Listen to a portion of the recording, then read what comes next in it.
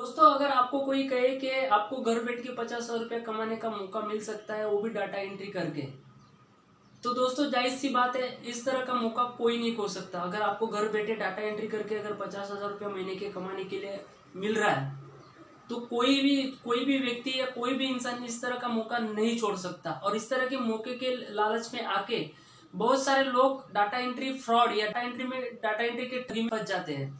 तो दोस्तों, मैं आज इसी तरह से डाटा एंट्री का जो स्कैम है, डाटा एंट्री के नाम पे कितने लोगों से फ्रॉड हो रहा है और किस तरह से ये लोग इन लोगों को चूतिया बनाते हैं और किस तरह से इनसे पैसा ऐड लेते हैं, उस विषय में बात करने वाला हूँ। दोस्तों, मेरा नाम समाधान पाटिल है और आप जो चैनल देख रहे हो डील्स ऑफ बिजनेस, इस चैनल पे मैं नए बिजनेस आइडियाज और बिजनेस आइडियाज के नाम पे होने वाले फ्रॉड और नए पार्ट टाइम जॉब के रिलेटेड वीडियो लाता हूँ। इसी तरह से मैं आज बात करने वाला हूँ डाटा एंट्री के नाम पर किस तरह से लोगों के साथ ठगी हो जाती है, उस विषय में हम वीडियो लेके आया हूँ। तो दोस्तों, वीडियो शुरू करने से पहले अगर आप मेरे चैनल पे नए हो या फिर आप मेरे चैनल पे फर्स्ट टाइम आए हो, तो मेरे चैनल को सब्सक्राइब जरूर कर दीजिएगा और साथ ही में बेल आइकन बटन दबाना ना भूलिए, ताकि जो भी मैं वीडियो इस तरह के फ्रॉड पे डालूं उसका नोटिफिकेशन आपके पास सबसे पहले पहुंचता रहे। तो आइए दोस्तों, डाटा एंट्री के फ्रॉड या स्कैम के बारे में जान लेते हैं।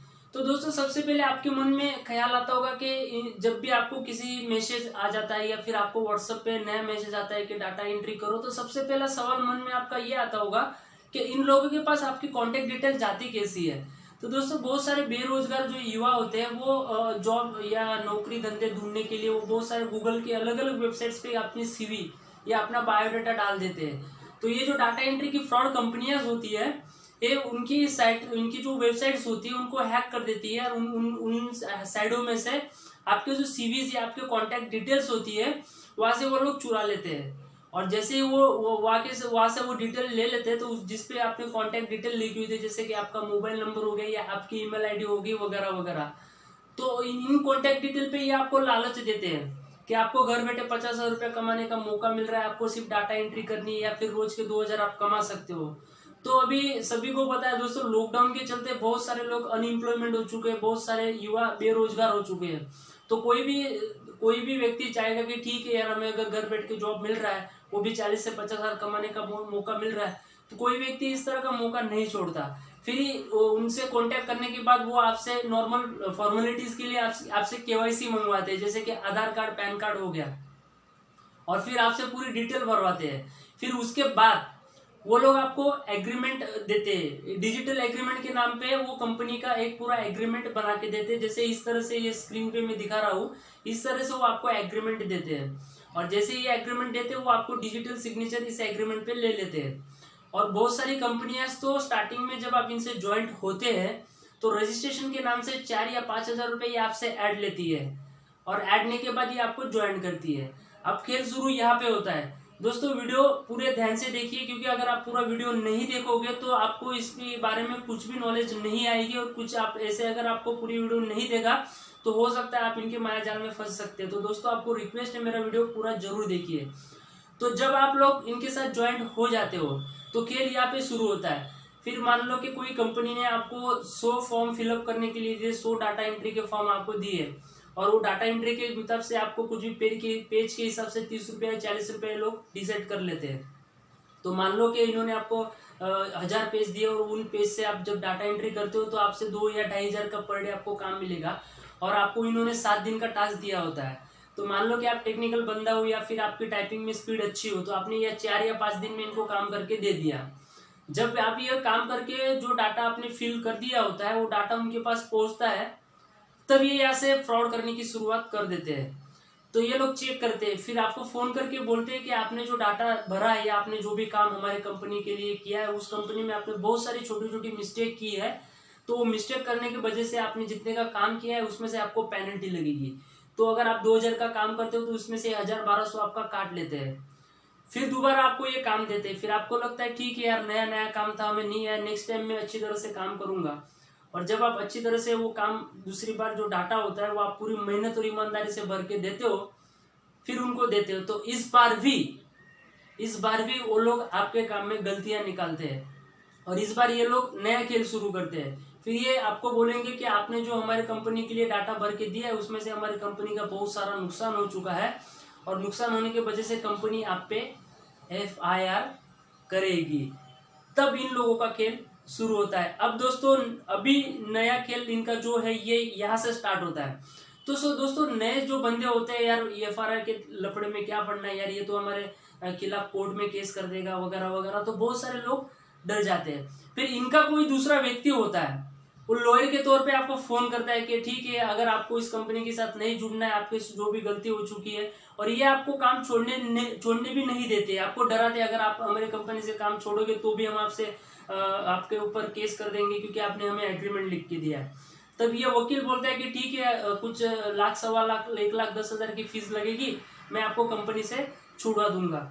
तो आदमी डर के मारे, या फिर आदमी को लगता है कि नहीं यार मेरे पर केस हो जाएगी, और वो वकील इस तरह से आपको झांसे में ले लेता है कि आपको लगता है कि आपने किसी प्रकार का क्राइम किया है, आप क्रिमिनल हो, आप पूरी तरह से डर जाते हो। ये आपको 3 से 4 घंटे का मतलब मोहलत देता है कि नहीं, आपको यहाँ पे आना होगा, या फिर एक काम कर दीजिए, आप पेमेंट मेरे अकाउंट में डाल दीजिए, मैं आपको कंपनी से छुड़वा दूंगा। तो लोग डर के मारे के, जिनके पास नहीं पैसे होते तो कुछ लोग यहाँ से वहां से जुगाड़ लगा के उनको पेमेंट दे देते हैं। अब आपको लगता है कि ठीक है यार, अब मैं छूट गया, इस मगजमारी से मैं बाहर हो गया, लेकिन फिर भी उस लॉयर का जो मैटर उनको आप पैसे दे दे, तो उसके बाद भी ये लोग आपको नहीं छोड़ दे। फिर कंपनी बोलती है ठीक है यार, वो तो हमारा लॉयर नहीं था, आपने किसको पेमेंट दे दिया, ऐसा नहीं होगा। फिर कंपनी आपसे 40-50 रुपये और आपसे ऐड ले लेगी। इस तरह से जो बंदा 1,000-2,000 के लालच में आता है, तो ये डाटा एंट्री उसको 1.5 से 2 लाख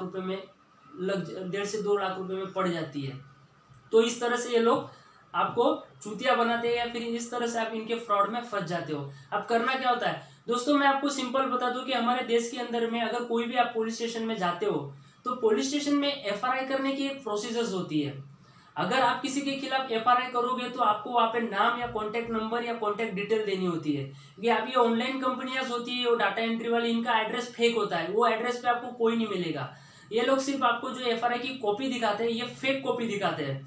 तो अगर आपके खिलाफ कोई पुलिस स्टेशन में FIR होती है, तो FIR करने के बाद जिस पुलिस स्टेशन में आपके खिलाफ FIR हुई है, तो उस पुलिस स्टेशन का कोई भी एम्प्लॉय या फिर वहाँ का पुलिस इंस्पेक्टर या हवलदार जो भी व्यक्ति होगा, वो आपको फोन करेगा कि ये व्यक्ति ने आपके खिलाफ इस तरह की केस की है, तो आपको पुलिस स्टेशन आना होगा।